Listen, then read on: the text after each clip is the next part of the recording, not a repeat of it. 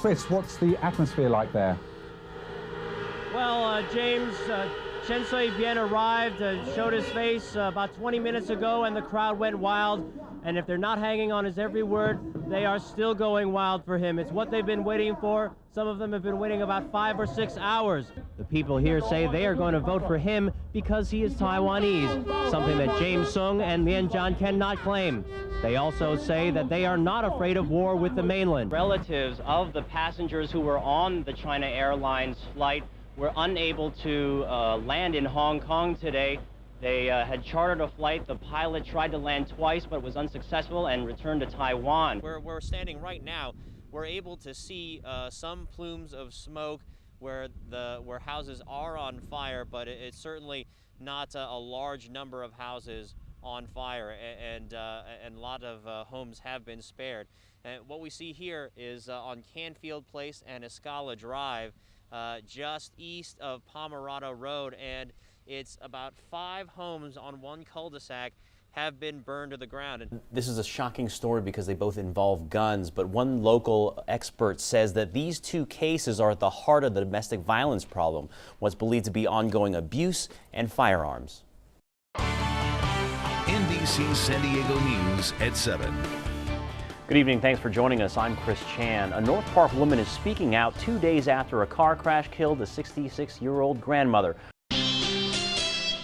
Welcome to Trend Watch. This week we're looking at AutoZone, ticker AZO. It recently saw a day of very heavy distribution. On December 12th, it fell 7.6% in nearly 5 times the average volume. Let's take a look at a 3-month chart of the stock. Here's that heavy sell-off. Heavy volume to follow. That's after several days of testing the $80 level. If we take a look at a 2-year chart, we'll see that the stock is actually dropping to a long-term uptrend line. Let's take a look at the new highs in the stock recently. It's been a stellar performer. AutoZone last December hit a new high in heavy volume.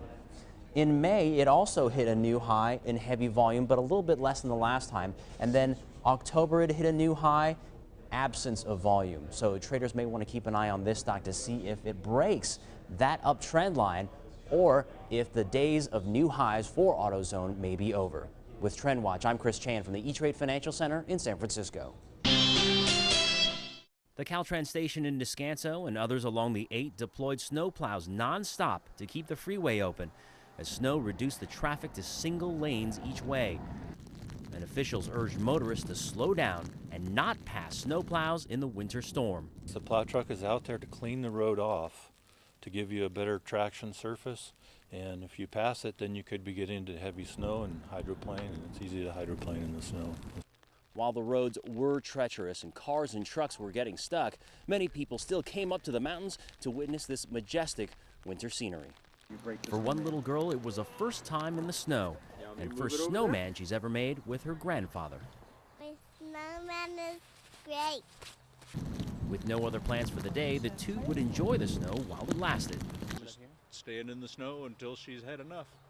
And that's what many San Diegans did, getting their fill of winter fun in what could be the last snow of the season. In Pine Valley, Chris Chan, NBC7 San Diego.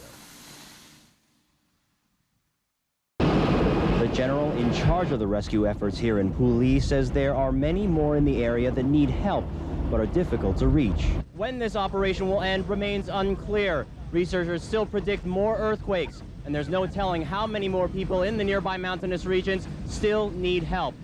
The China Airlines plane remains on the runway, a battered remnant of the storm which may have played a part in its disastrous landing. China Airlines logos were not visible on the wreckage, which will stay on the runway until investigators finish inspecting it. Civil Aviation Director Albert Lam would not make any guesses as to what caused one of Hong Kong's worst aviation accidents.